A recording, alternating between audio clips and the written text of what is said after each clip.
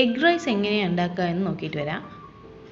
അതിനായിട്ട് 1 കപ്പ് ചോറാണ് ഞാനിവിടെ എടുത്തിരിക്കുന്നത്. ഉപ്പിട്ട് വേവിച്ചതാണ്. ഇനി ഒരു പാത്രത്തിലേക്ക് 3 ടീസ്പൂൺ എണ്ണ ഒഴിച്ചു കൊടുക്കുക. എണ്ണ നന്നായി ചൂടായി വരുമ്പോൾ അതിലേക്ക് 1 പീസ് പട്ട, 1 ഏലക്ക, 3 ഗ്രാമ്പു, 1 ടീസ്പൂൺ പെരിഞ്ജീരകം കൂടെ ഇട്ടിട്ട് നന്നായി ഒന്ന് ഇളക്കി കൊടുക്കുക. ഇതൊന്ന് മൊരിഞ്ഞ് വരുന്ന സമയത്ത് 1 ഉള്ളി ചെറുതായി അരിഞ്ഞത് കൂടി ഇട്ട് കൊടുക്കുക.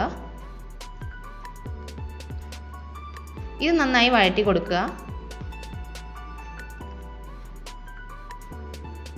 1/2 ടീസ്പൂൺ ഉപ്പ് കൂടി ഇട്ട് കൊടുക്കുക.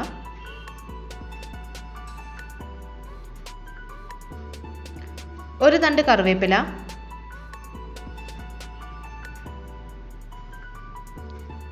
1 ടീസ്പൂൺ ജിഞ്ചർ ഗാർലിക് പേസ്റ്റ് ഇട്ട് കൊടുക്കുന്നുണ്ട്. ഈ ജിഞ്ചർ ഗാർലിക് പേസ്റ്റിൻ്റെ പച്ചമണം മാറുന്നത് വരെ വഴറ്റി കൊടുക്കുക. 1/2 ടീസ്പൂൺ മഞ്ഞൾപ്പൊടി, 1/2 ടീസ്പൂൺ മുളക് പൊടി, 1/2 ടീസ്പൂൺ മല്ലിപ്പൊടി, 1/4 ടീസ്പൂൺ ജീരകപ്പൊടി, 1/4 ടീസ്പൂൺ ഗരം മസാല. ഇതെല്ലാം ഇട്ടിട്ട് പച്ചമണം മാറുന്നത് വരെ ഇളക്കി കൊടുക്കുക.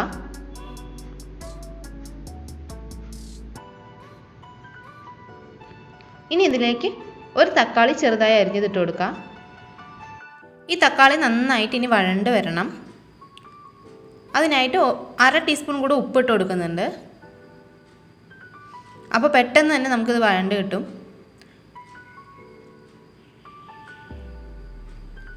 ഇപ്പോൾ നന്നായിട്ട് ഇളക്കി കൊടുത്തുകൊണ്ടിരിക്കുക.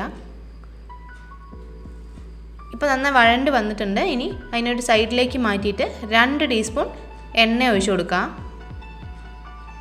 2 മുട്ട പൊട്ടിച്ചിട്ട് കൊടുക്കുക.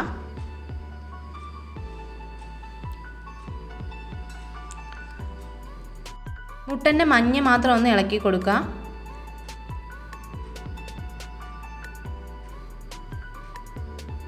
ഇപ്പം നന്നായി മിക്സ് ആയിട്ടുണ്ട്. ഇനി അതിന് കുറച്ച് നേരം ഇങ്ങനെ വെച്ചിട്ട് അടിഭാഗം ഒന്ന് ചൂടായി വരുന്ന സമയത്ത് നമുക്കിതിനെ ഇളക്കി കൊടുക്കുക.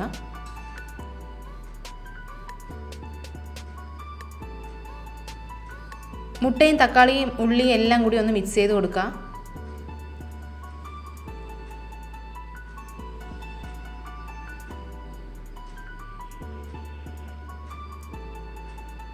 ഇപ്പോൾ മുട്ട നന്നായി വെന്തിട്ട് നല്ല പൊടിഞ്ഞ് വന്നിട്ടുണ്ട്. ഇനി ഇതിലേക്ക് 1/2 ടേബിൾ സ്പൂൺ കുരുമുളക് പൊടി ഇട്ട് കൊടുക്കാം. 1 പിഞ്ച് ഉപ്പ് കൂടി ഇട്ട് കൊടുക്കാം. നന്നായിട്ടൊന്ന് മിക്സ് ചെയ്ത് കൊടുക്കുക. ഇനി എടുത്ത് വെച്ചിരിക്കുന്ന ചോറ് ഇതിലേക്ക് ഇട്ട് കൊടുക്കുക. ഞാനിതിൽ ഉപ്പിട്ട് വേവിച്ച് വെച്ചിരിക്കുന്ന ചോറായതുകൊണ്ട് എനിക്കിനി ഉപ്പിടേണ്ട ആവശ്യമില്ല. നിങ്ങൾ ഉപ്പിടാതെയാണ് വേവിച്ചെങ്കിൽ ഇപ്പോൾ ഉപ്പിട്ട് കൊടുക്കുക.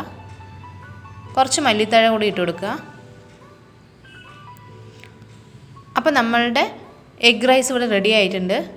എല്ലാവരും ഇതൊന്ന് ട്രൈ ചെയ്ത് നോക്കണം. എന്തായാലും ഇഷ്ടപ്പെടും. Thank you.